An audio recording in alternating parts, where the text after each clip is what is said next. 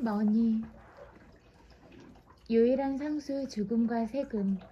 빛의 속도보다도 빠르게 움직이는 변화무쌍한 시장과 과도한 그리고 감춰진 수수료, 시대에 맞지 않는 연금 제도에 걸려 넘어지지 않는다 해도 우리 오랜 친구인 세무 당국을 잊어서는 안 된다.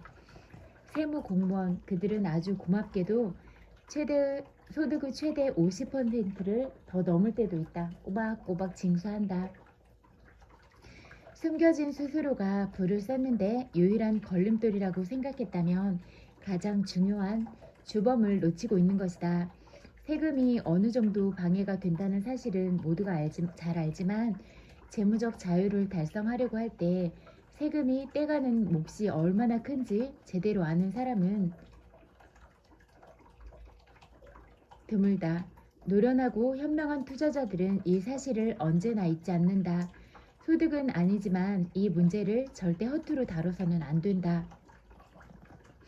세계 최고 투자자들은 세금 효율의 중요성을 이해한다. 세금은 시간의 경과에 따른 복리 수익에 얼마나 파괴적 영향을 끼칠까? 비유 하나를 해보겠다. 지금 1달러를 가지고 있고 이 돈을 20년 동안 매년 2배로 늘릴 수 있다고 가정하자. 다 아는 게임이다. 그것의 이름은 복리 게임이다. 1년 후 1달러는 2배인 2달러가 되었다. 2년 후 4달러, 4달러, 3년 후 8달러, 4년 후 16달러, 5년 후 32달러. 짐작해보자. 1달러는 20년 후 얼마가 되어 있을까? 계산기를 두드리지 말고 짐작만으로 맞춰보자. 처음 1달러는 복리의 마법을 통해 불과 20년 만에 두두두두 104만 8,576달러가 된다. 놀랍고도 놀라운 복리의 힘이다. 투자자들 모두는 복리의 힘과 친구가 되고 싶어 한다. 물론 게임은 그렇게 단순하지 않다. 현실 세계에서는 제일 먼저 나라에 돈을 내야 한다. 조세 당국이 득달같이 달려와 자기 몫을 챙긴다. 그렇다면 세금이 이 복리 시나리오에 미치는 영향은 무엇인가? 이번에도 짐작을 해보자. 아주 운이 좋아 세율이 33%에 불과하다면 이 1달러의 20년 뒤 세금 차감 후 금액은 얼마로 불어나 있을 것 같은가? 이번에도 계산기 없이 어림 계산만 해보자. 비과세의 시효 금액이 104만 8,576달러였다. 세율 33%를 매긴 다음 75만 달러, 50만 달러? 친구야 다시 계산해보게. 이제 답을 말하겠다. 매년 돈을 2배로 늘릴지라도 복리가 붙기 전에 세금부터 꼬박꼬박 낼 경우 빠져나가는 돈이 얼마나 많은지 알면 기절할 지경이다. 매년 33% 세금을 낸다면 20년 뒤 계좌에 남게 되는 순수 총액은 고작 해야 2만 8천 달러가 조금 넘는다. 2만 8천 달러. 100만 달러가 넘던 돈과 얼마나 큰 차이인가. 게다가 지방세는 계산도 안 했다. 캘리포니아와 뉴욕, 뉴저지 같은 주에 사는 사람이라면 총액이 훨씬 줄어들 것을 각오해야 한다. 2배로 불리고 세금으로도 왕창 빠져나가는 시나리오는 실세계에서는 불가능한 수익률을 기반으로 한다. 그럴지라도 이것은 재무 계획을 세울 때 세금의 영향을 무시하면 어떤 결과가 빚어지는지 잘 보여준다. 워싱턴의 상황을 감안한다면 앞으로 세금이 올라갈 것 같은가? 내려갈 것 같은가? 굳이 궁리하지 않아도 대답이 빤하다. 제5부에서는 지금껏 정교한 투자자들이나 순자산이 아주 많은 슈퍼리치들만 누렸던 내부 세상을 보여줄 것이다. 똑똑한 투자자들이 이미 하고 있는 뉴욕타임스가 풍요에 이르는 내부자의 비밀이라고 말한 것을 이용해 등식에서 세금을 빼려면 어떻게 하는지 보여줄 것이다. 이것은 국세청도 찬성한 비과세로 돈을 불리는 방법이며 부자나 유명인이 아니어도 그 방법을 얼마든지 사용할 수 있다. 이 방법을 사용하면 세율 구간에 따라 최대 20에서 50%까지 재무적 독립에 이르는 길이 빨라질 수 있다.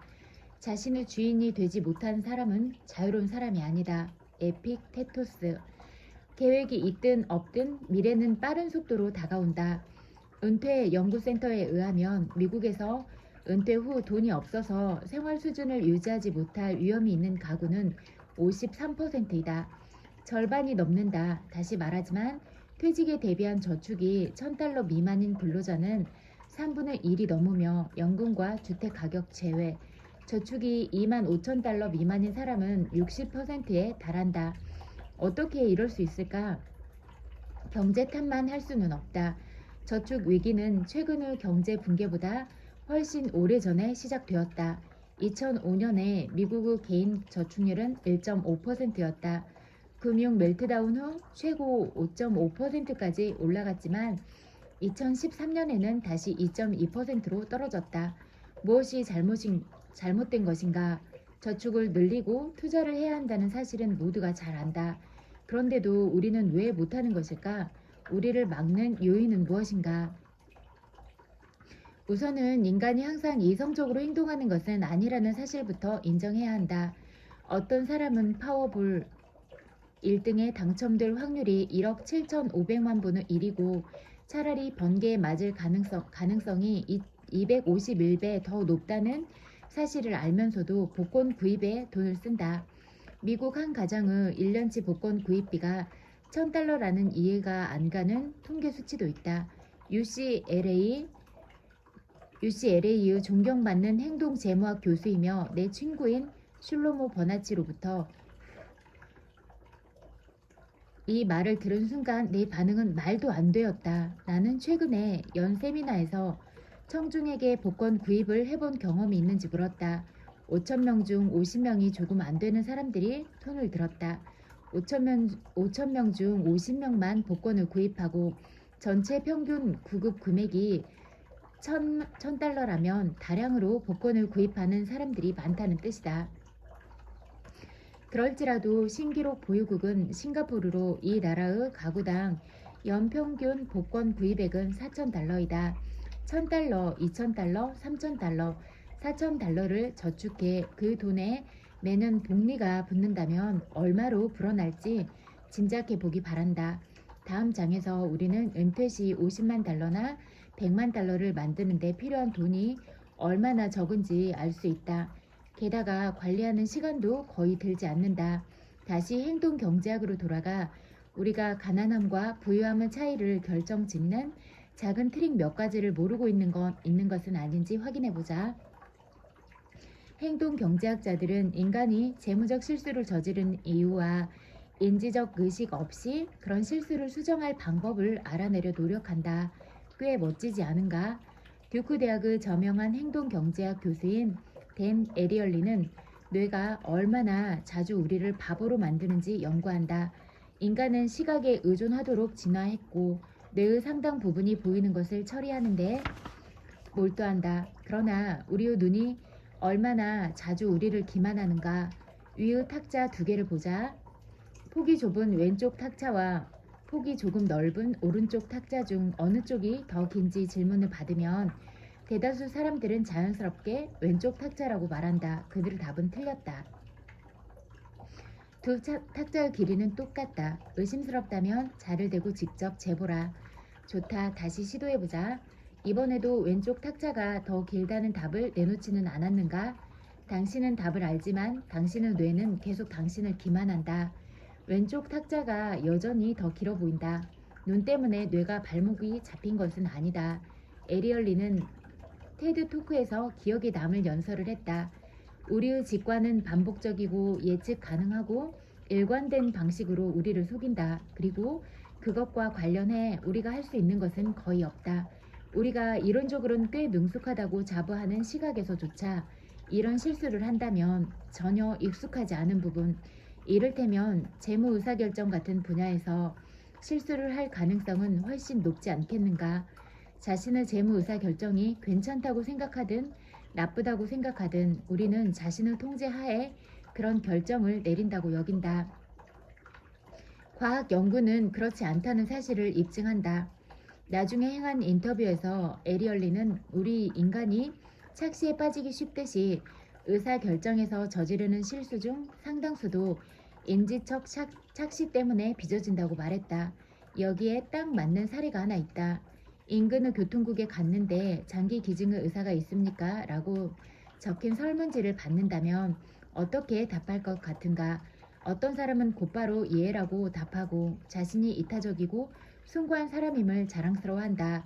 어떤 사람은 멈칫거리며 대답을 못하거나 질문에서 떠오르는 으스스한 상상에 고개를 돌려버리거나 아니면 단호히 거절한다. 아니면 이리저리 재보며 생각할 시간이 필요하다고 말하는 사람도 있다. 어느 쪽이든 사람들은 온전히 자유의지에 따라 결정을 내린다고 생각한다. 본인은 똑똑하고 유능한 성인이므로 타인의 생명을 구하기 위해 장기를 기증할지 아닐지라도 스스로 결정할 자격이 충분하다고 생각한다. 여기서 한 가지 트릭이 있다. 장기 기증에 대한 결정은 사는 곳에 따라 크게 달라진다. 독일에 산다면 장기 기증 확률은 인구 약 12%인 8분의 1이다.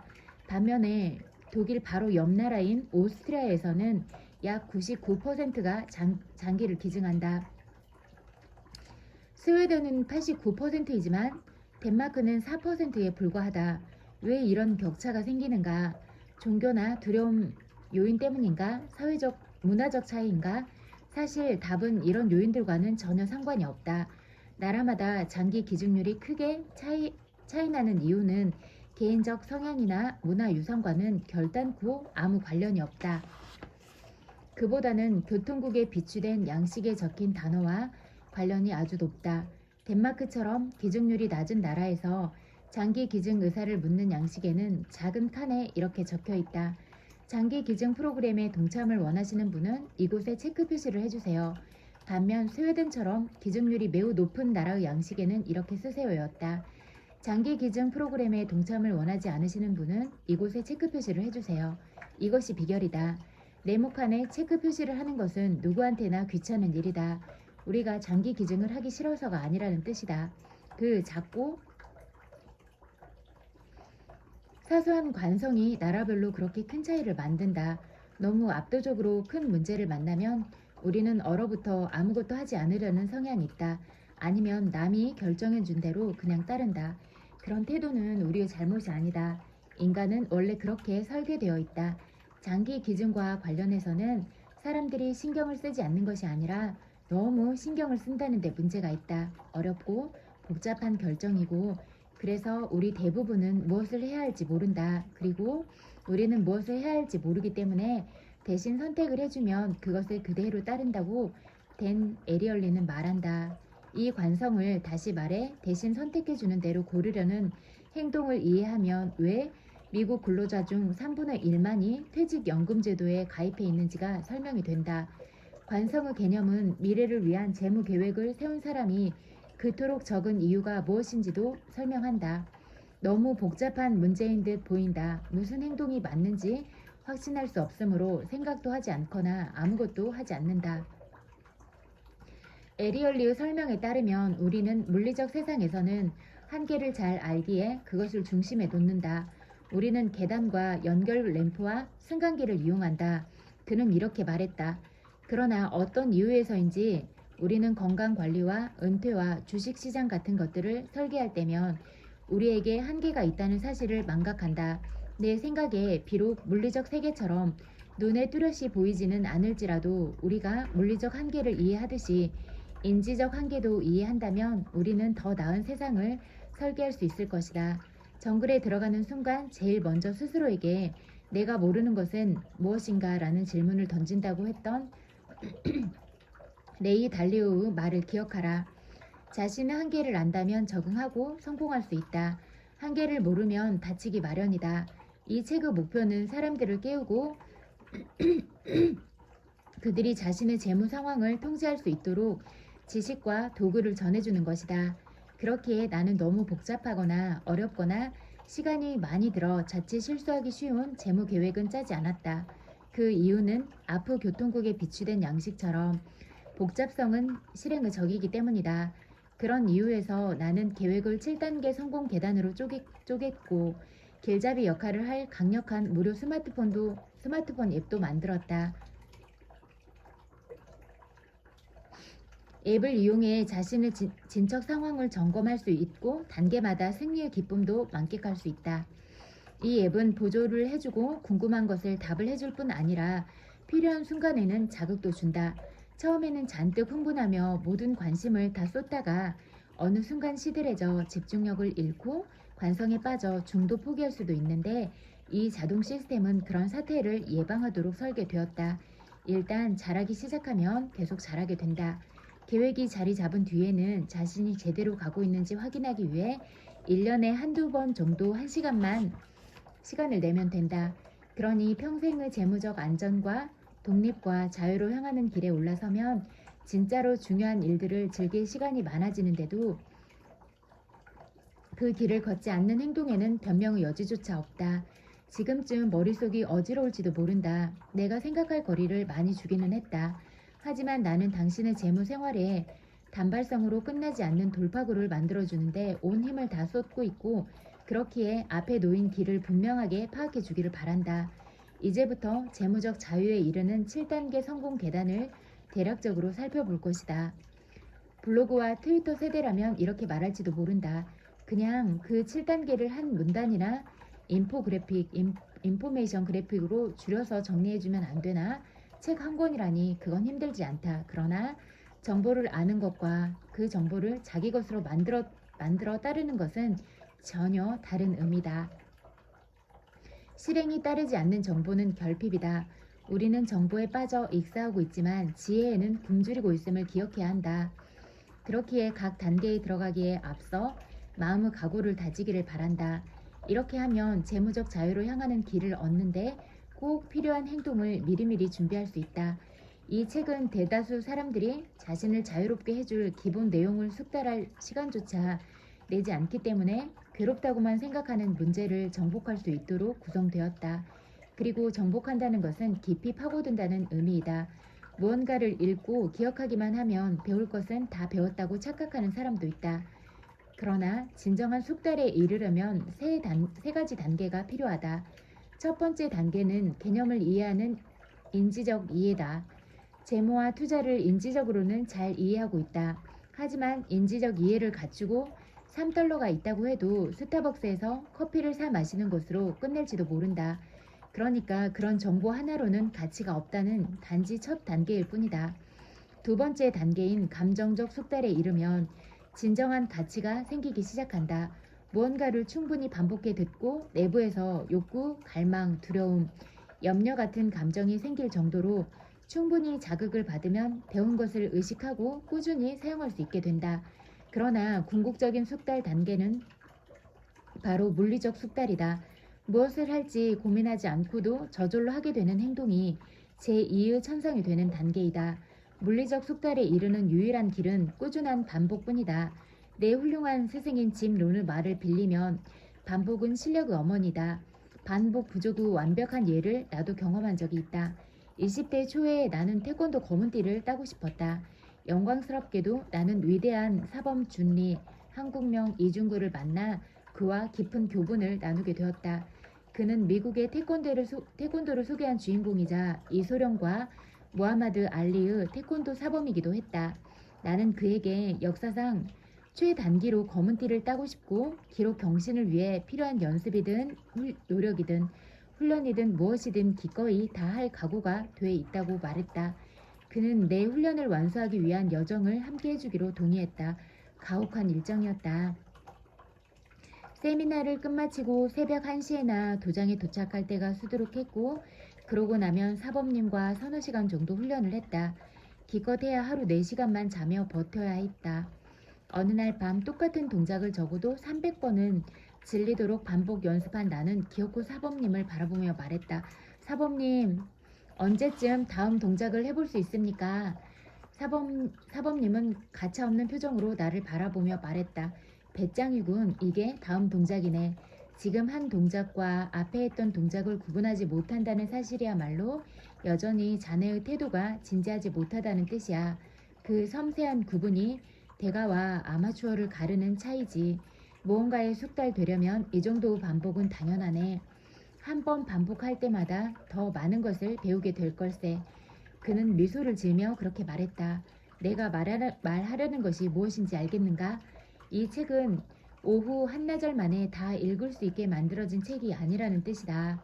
이 책에는 나만의 독특한 교습 스타일이 담겨 있기 때문에 책을 읽을수록 전에 읽었던 책들과는 다르다는 사실을 알게 될 것이다. 질문도 많이 나오고 가끔은 앞에 나온 사실과 문구를 다시 들춰보기도 해야 한다. 게다가 감탄사도 많이 등장한다. 편집상의 실수라고 생각하지 말기를. 이것은 핵심 아이디어를 강조하기 위한 기법이며 행동이 자동적으로 일어나도록 내 지식을 당신의 마음과 몸과 영혼에 집어넣기 위해 고안한 기법이다. 행동이 자연스럽게 나오는 순간 결과가 눈에 나타나기 시작하고 자신이 원하며 마땅히 누려야 할 보상을 거두기 시작할 것이다. 도전에 응수할 준비가 되었는가? 이것은 단순한 책이 아니라 청사진임을 기억하라. 이 책의 각 부는 자신이 재무적으로 어떤 위치에 있는지 정확히 파악해 지금 있는 곳에 도달하고자 하는 위치 사이의 거리를 좁히는 데 도움이 되도록 구성되어 있다. 이 책은 오늘은 물론이고 남은 생애 동안도 든든히 무장하도록 돕는 것을 목표로 한다. 어쩌면 다음 수준으로 올라가기 위해 앞으로 여러 번 되돌아가야 할 수도 있다. 제1부 머니게임에 참가한 것을 환영합니다. 커다란 모험이 다 그렇듯 우리도 여행 오리엔테이션부터 시작할 것이다. 일부 1장에서는 부심리학과 우리의 발목을 잡는 것들과 여기에 맞는 간단한 해결책에 대해 자세히 얘기한다. 지금 자신이 정확히 무엇에 투자하고 있는지 파악하게 되고 이어서 최상의 획기적인 재무 전략이 가진 힘이 발동하기 시작한다. 바로 다음 장부터 비상이 시작된다. 여기서부터는 7단계 성공 계단의 첫 단계에 올라 인생에서 가장 중요한 재무 결정을 내리게 된다. 이 부분은 반드시 읽어야 한다. 아주 적은 금액이라도 복리의 마법과 결합하면 굳이 고액 연봉을 받지 않아도 어떤 식으로 절대적인 재무 독립을 이룰 수 있는지 배울 것이다. 소득의 일정 부분을 떼복리로 저축하고 투자하기로 결심함으로써 이 시스템이 활성화된다. 경제의 소비자로 머물지 않고 주인 미래의 지분을 가진 투자자가 된다.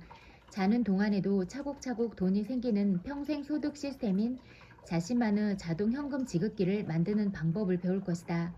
제2부 규칙을 파악한 후 게임에 뛰어들어라. 예전부터 떠도는 말이 있다. 돈을 가진 사람이 경험을 가진 사람을 만나면 경험이 있는 사람에게는 돈이 남고 돈이 있는 사람에게는 경험이 남는다. 투자자가 되기로 결심한 당신을 위해 2부에서는 노련한 명수들의 재물이 되지 않기 위해 반드시 알아야 할 게임 규칙을 일러준다. 이 로드맵에서는 레이 달리오가 말한 투자의 정글을 통과하기 위한 길을 알려주고 무시무시한 위험지대는 커다랗고 빨갛게 X 표시를 해두었다. 이런 마케팅 통념, 어떤 이는 투자의 거짓말이라고 부른다. 만들어진 이유는 당신과 돈 사이를 체계적으로 멀리 떨어뜨리기 위해서이다. 뮤추얼 펀드가 자랑하는 수익률이 실제 수령하는 수익률과 다른 이유를 배울 것이다. 내 말이 헛소리처럼 들릴 수 있다. 하지만 총 투자 비용이라고 생각하는 수수료 1%는 실제로는 10가지도 넘는 잠재 수수료 중 하나에 불과하고 심하게는 시간이 지날수록 뮤추얼 펀드 잠재 수익률의 최대 60%가 수수료로 나가는 사태가 생길 수 있다. 이 2부만 잘 익히면 투자 수익률을 굳이 더 높이지 않아도 최소 25만에서 45만 달러가 고스란히 통장에 들어오게 된다. 이 금액은 나의 개인적 의견이나 허황된 주식이 아니라 연구 결과를 통해 공식적으로 입증된 숫자이다. 노로드 펀드, 판매나 해지 시에 투자자에게 수수료를 부과하지 않는 펀드, 비롯해 여러 펀드에 흔히 숨어 있을 수 있는 속임수를 알아보고 투자자가 아니라 금융회사의 이익을 최대한 늘리는 데 초점을 맞춘 투자 상품과 전략으로부터 자신을 보호하는 방법을 철저히 익힐 것이다. 2부를 마칠 때쯤 두 단계를 완료하게 되고 가진 돈이 얼마 없어도 내부자처럼 투자할 수 있게 된다. 제3부 게임의 승리 가능성을 높여라. 여기서는 자신의 재무적 꿈을 탐구한 다음 게임의 승리 가능성을 높여줄 현실적인 목표를 정한다. 사람들은 대부분 안전과 독립, 자유를 얻는데 돈이 얼마나 필요한지 전혀 모른다. 아니면 머릿속에 떠오른 엄청 큰 금액에 지레 겁을 먹고는 계획조차 세우지 않는다. 3부 1장에서는 자신이 진짜로 무엇을 원하는지 파악하는 시간을 가진다. 생각보다 꿈이 멀지 않다는 사실을 깨닫고 흥분하게 될 것이다. 3부 2장에서는 단순히 꿈만 꾸지 않고 그 꿈을 현실로 바꾸는 계획을 세운다. 각자 필요한 계획이 다르므로 우리가 제공한 소프트웨어를 이용해 자신에게 맞는 계획을 세워야 한다. 온라인이나 앱을 통해 소프트웨어를 다운로드 받을 수 있고 현실적으로 실현 가능한 계획을 마련할 때까지 몇 번이든 수정할 수 있다. 꿈에 다가가는 속도가 느리다고 생각될 때는 여기서 제시한 5가지 방법을 이용하면 속도를 높일 수 있다. 3단계를 마쳤을 때는 은퇴에 대비해 부를 쌓는 방법을 익히고 그 과정을 즐길 수 있게 될 것이다. 제4부 평생을 좌우할 가장 중요한 투자 결정을 내려라. 내부자처럼 생각하게 되었고 게임의 규칙을 알았고 게임의 승리 가능성을 높이는 방법도 배웠다. 이제는 인생을 좌우할 가장 중요한 투자 결정을 내려야 할 순간이 왔다. 돈을 어디에 어떤 비율로 투자해야 하는가? 노벨상 수상자, 헤지펀드 매니저, 최고 기관 투자자들은 예외 없이 내게 자산 배분이 성공 투자의 핵심이라고 말했다. 하지만 거의 99% 사람들은 자산 배분에 대해 거의 또는 전혀 아는 것이 없다. 왜일까? 너무 복잡해 보여서일 수도 있다. 그러나 4부 1장에서는 나는 자산 배분의 개념을 간소화하고 어떤 사이트에 가면 전문가의 도움을 받을 수 있는지도 알려준다.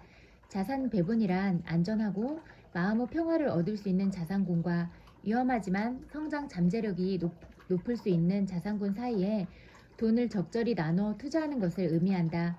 그것은 궁극의 버킷리스트이다. 4단계를 마치면 부자가 되는 방법은 물론이고 그 부를 유지하는 방법도 알게 될 것이다. 제5부 번영만 존재하는 평생 소득 계획을 설계하라. 쓸 돈이 하나도 없다면 투자가 다 무슨 소용인가? 여건상 대다수 사람들은 400일이나 개인 퇴직 계좌에 돈을 더 많이 불입하는 데만 신경을 쓴 나머지 언젠가는 소득 대신에 그 돈을 꺼내 써야 할 때가 온다는 사실은 망각한다. 게다가 계좌 잔고는 들쑥날쑥하기 때문에 솔직히 오를 일이 있을까 모르겠다. 소득 창출 계획을 따로 마련하고 보호해야 한다. 2008년을 기억하는가? 다음번에 찾아올 경제 붕괴로부터 자신을 보호할 방법은 무엇인가? 많은 사람이 말년에 돈이 없는 것을 가장 큰 두려움으로 꼽은 상황에서 자신만은 그런 상황에 내몰리지 않을 것이라고 어떻게 장담할 수 있는가? 장수는 축복일 수 있지만 돈이 없는 장수를 축복으로 느끼기는 힘들 수 있다. 5부에서는 금융계의 1급 비밀 중 하나를 구체적으로 설명하고 평생 수입이 보장되는 계획을 세우도록 도와준다. 이 확실한 수입 흐름이 바탕이 되어 진정한 재무적 마음의 평화가 만들어질 수 있다. 은행이나 대기업, 세계 최고 부자들이 선호하는 투자 상품들을 이용해 손실을 멈추거나 극적으로 제한하고 이익을 극대화하는 창의적인 방법들을 함께 탐구할 것이다. 그들은 알고 있지만 당신은 모르고 있는 것은 무엇인가? 당신이 모르는 것은 하방 없이 상방만 있게 하는 비결, 그리고 세금이 이익을 잠식하지 않게 하는 비결이다. 제6부 0.01%처럼 투자하라. 금융계에서 가장 명민하고 영향력이 큰 인물들로부터 현재 글로벌 경제 상황의 어떤 점이 좋고 어떤 점이 도전을 던지는지, 그리고 어떻게 지금의 상태에 이르렀고 다음에는 무엇이 찾아올지에 대한 설명을 들을 것이다. 그런 다음에는 금융계에서 가장 화려하고 눈부신 성공을 거둔 게임의 대가들 12명을 만나 어떤 경제 여건도 이겨내도록 그들을 이끌어준 것이 무엇이었는지 듣는다. 우리는 1987년 검은 월요일 폭락 사태로 모두가 무너져 내리는 와중에 폴 튜더 존스는 어떻게 그 사태를 미리 예견해 월 수익률 60%를 달성할 수 있었는지 그에게 직접 그 비결을 물어볼 것이다. 또한 21년이 흐른 후 증시가 거의 50% 가까이 추락하고 세상이 또 한 번 무너져 내리는 듯 보일 때 그가 30%에 육박하는 수익률을 거둔 비결은 무엇인지도 물어볼 것이다. 또한 그가 어떻게 손실을 피해왔는지, 그리고 어떻게 상상 가능한 모든 시장에서 28년 연속해서 수익을 내고 단 한 푼도 잃지 않을 수 있었는지도 살펴볼 것이다. 또한 찰스 슈어브, 칼 아이컨, 토머스 분 피컨스, 레이 달리오, 잭 보글도 만난다. 이들 모두 입에 은수저를 물고 태어나지는 않았으며 힘든 성장기를 보냈다는 공통점이 있다. 그들은 어떻게 최고 자리에 올랐을까? 우리는 돈이 그들에게 어떤 의미인지 물어보고 그들의 실제 포트폴리오도 살짝 엿본다. 6단계를 다 읽고 나면 0.01%의 투자 비법을 알게 될 것이다. 제7부 실행하고 즐기고 나누라. 이제는 더 좋고 더 뿌듯하고 더 풍요롭고 더 즐거운 삶을 누리게 해줄 행동 계획을 짜는 단계이다. 또한 목표에 계속 집중하려면 어떻게 해야 하는지도 배운다. 멀지 않은 미래에 생각보다 훨씬 세상을 좋게 만들어줄 신기술 몇 가지를 들으면 아마도 깜짝 놀랄 것이다. 그러나 대다수 사람들은 정반대로 생각한다. NBC와 월스트리트 저널의 조사에 따르면 미국인 76%는 그들 세대보다 자녀 세대의 삶이 더 나빠질 것이라고 믿는다. 역대 최고 기록이다. 그러나 당신은 우리 시대 최고 두뇌들이 들려주는 미래 세상을 내부자의 시각에서 볼 수 있을 것이다. 내 친구이며 현대의 에디슨이라 불리는 레이커즈 왈과 엑스프라이즈 재단, 인류의 유익한 기술 발전을 촉진하기 위해 공개 경쟁 프로그램을 시행하는 비영리 단체, 창립자인 피터 다이아만디스가 지금 한창 부상 중인 신기술을 말해준다. 개인용 컴퓨터를 제조 공장으로 바꿔주는 3D 프린터, 무인 자동차, 하반신이 마비된 사람을 걷게 해주는 전자 외골격 로봇, 입는 로봇, 세포 하나에서 키우는 인공 팔다리와 같은 기술 혁신은 가까운 미래에 우리의 삶을 180도 바꿔놓을 것이다. 이번 단계에서 의욕이 커지기를 바란다. 혹여 일이 어긋나 재무계획 실행에 동참하지 못하더라도 미래에는 더 나은 삶의 질이 가능하다는 사실을 알아주기 바란다. 그리고 자원을 가진 사람에게는 무한한 가능성의 미래가 펼쳐진다. 잘 사는 비결은 주는 것이라는 단순한 사실로 책은 마무리된다. 남들과 나누는 삶은 더 좋은 삶의 질을 가져다 줄 뿐 아니라 더 큰 기쁨도 경험하게 해준다. 고통 없이 재미있게 나눌 수 있는 신기술에 대해서도 배울 것이다. 나는 당신이 마음의 평화를 얻고 부를 쌓을수록 더욱 적극적으로 남을 돕는 사람이 되기를 바란다. 사실 당신은 베푸는 일에서는 이미 내 파트너이다. 당신이 이 책을 읽음으로써 배고픈 누군가가 식사를 제공받는다. 내가 보기에 사람들은 삶의 의미를 찾는 것이 아니라 살아있음을 경험하게 해주는 것을 찾고 있다. 조지프 캠벨. 나는 재무적 자유에 이르는 7단계 성공 계단을 최대한 명확하고 단순하게 정리하려고 노력했다. 이제 행동으로 들어가 이 7단계를 하나하나 따르며 목표를 이루는 것이 여러분의 몫이다. 끝까지 목표를 완수하려면 무엇이 필요한가? 무엇이 자신에게 가장 잘 들어맞는가? 지금부터 간단한 계획을 함께 짜보자.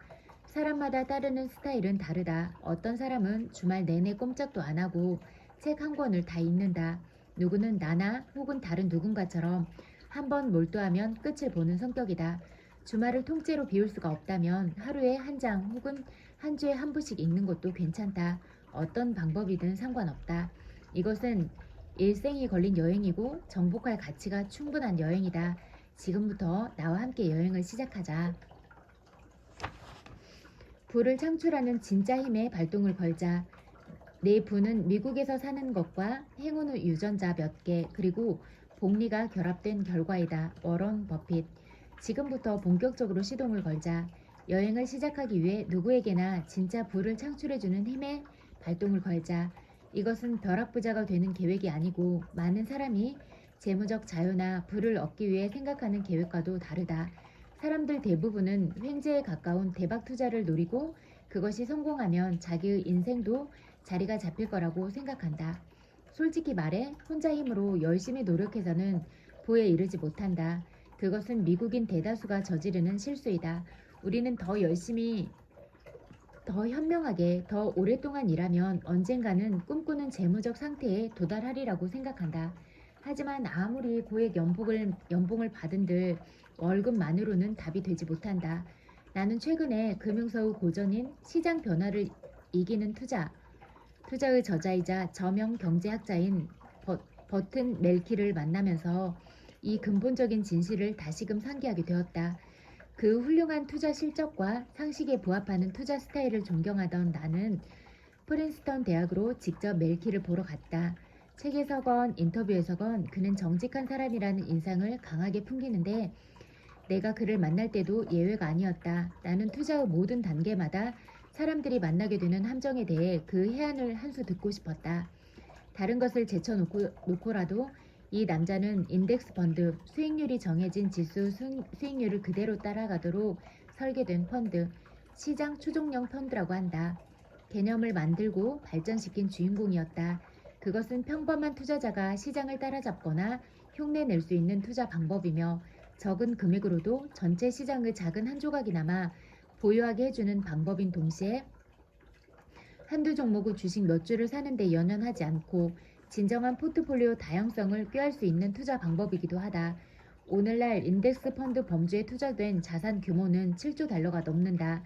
나는 이 책을 쓰기 위해 많은 사람을 인터뷰한다는 계획을 세웠고 멜키리야말로 월스트리트의 혼란스러움과 사실 호도를 꿰뚫어보고 지금의 투자 풍광을 정확히 평가하도록 나를 도와줄 최적격자 중 하나였다.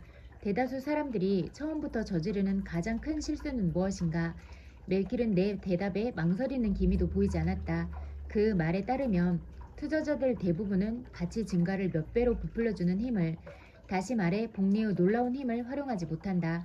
복리가 얼마나 강력한 힘이냐면 알베르트 아인슈타인은 복리를 인류 역사상 가장 중요한 발명품이라고 칭했을 정도이다.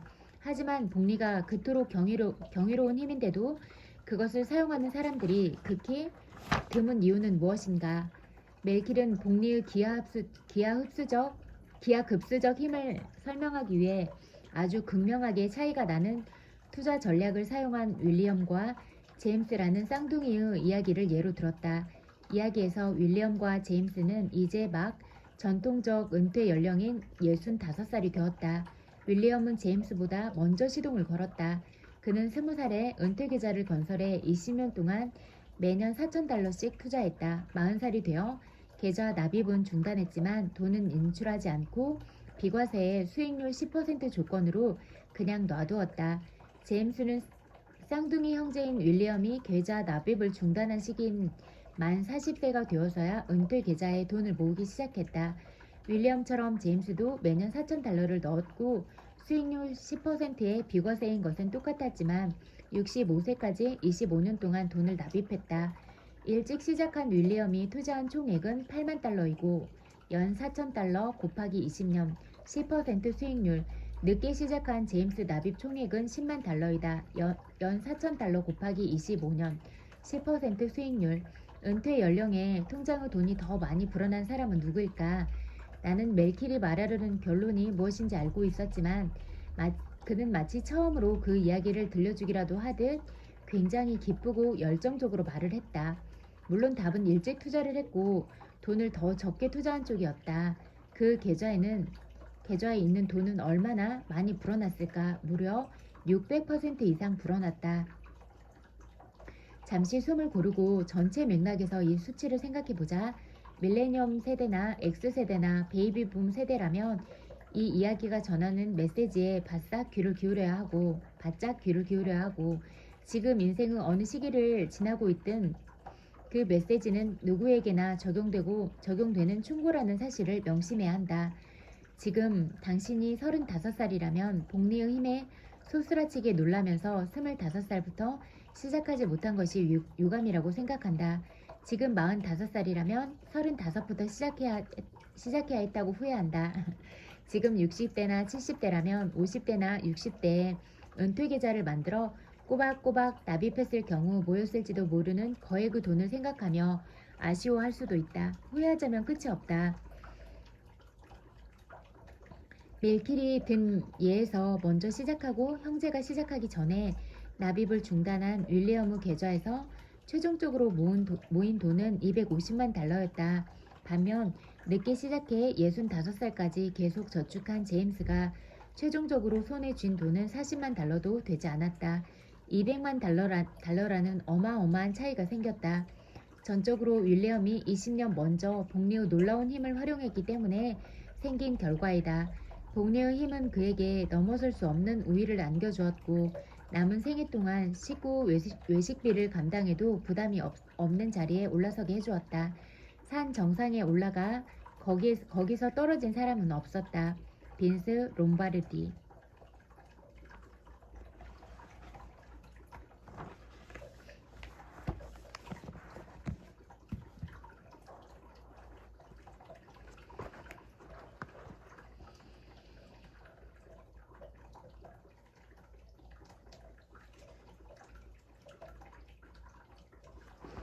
간절히 원하면 원을 세우면 어떤 방식으로든 반드시 현실에서 실현된다.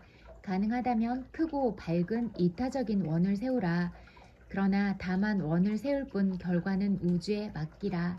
원을 세우는 것은 순수하게 간절히 원한다는 뜻이다. 원하는 것은 어떤 방식으로든 현실의 흔적을 남긴다.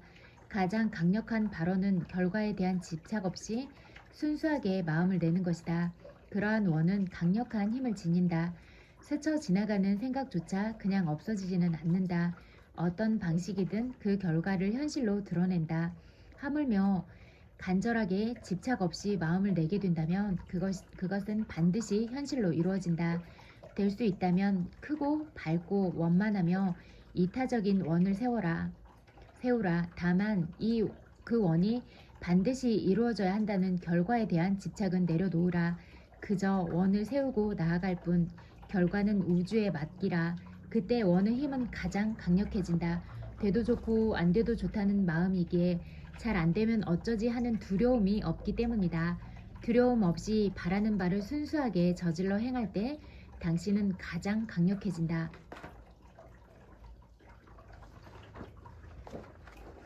어떤 일을 하고 싶다면 그렇게 하라. 그러다가 또 다른 일이 끌린다면 그것도 좋다. 다만 한 가지 일도 당신을 완전히 집어삼키지 않게 하라. 인연따라 주어진 삶의 몫에 그저 매 순간 최선을 다할 뿐. 어떤 일을 하고 싶다면 그렇게 하라. 내 가슴을 뛰게 하는 일, 나의 열정이 이끄는 일을 즐겁게 하라. 물론 하고 싶은 일은 때에 따라서 달라진다. 그때 마음이 이끄는 일을 하게 되면 정확히 그 일을 통해 삶을 깨닫고 배우게 된다. 그러다가 또 다시 다른 일에 끌린다면 그것도 좋다. 이랬다 저랬다 한다고 탓할 필요는 없다. 어느 한 가지 일만이 옳다거나 그것만이 나의 사명이라거나 그것에 목숨을 걸면서 그것 아니면 절대 안 되는 일을 만들지 마라. 그런 것은 없다. 정해진 사명, 정해진 삶의 목적은 없다. 그렇기에 어떤 일을 해도 좋다. 당신 마음이 이끄는 일을 하라. 다만 어떤 한 가지 일도 당신을 완전히 집어삼키지 못하게 하라. 이럴 수도 있고 저럴 수도 있음을 기억하라. 그것에 전부를 걸지는 마라. 될 수도 있고 안 될 수도 있다는 사실을 인정하라.